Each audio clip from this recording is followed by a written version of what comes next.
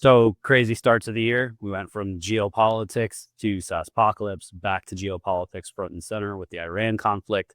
It's obviously really easy to get caught up in geopolitics. It's very emotional. But I think the things that matter for investing are really about where the dislocations are, what that transmission mechanism is to local markets and economies. How are we thinking through this? Geopolitical flare-ups do not always leave a lasting mark on markets, but they can create real near-term pressure. This is still mainly an oil story because when energy prices jump, they squeeze consumers, raise costs for companies, and make the inflation backdrop harder to read. If that pressure lasts, the setup starts to look more stagflationary with slower growth and stickier prices. Now, the ceasefire helps on the margin because it takes some of the immediate heat out of the story. We've already seen that in a relief rally across oil and risk assets. And to us, that supports the view that the Fed is likely to look through an initial spike in oil unless it starts feeding into broader inflation in a more persistent way.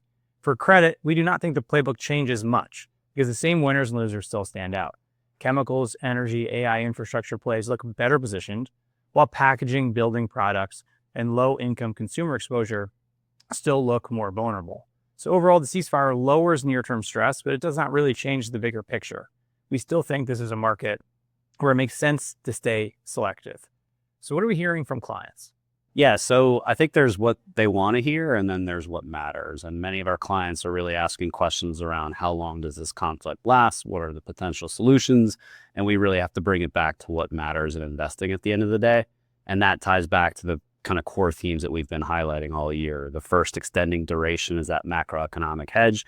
You're actually being paid to hedge with upward sloping yield curves, so it's a good time to extend that duration.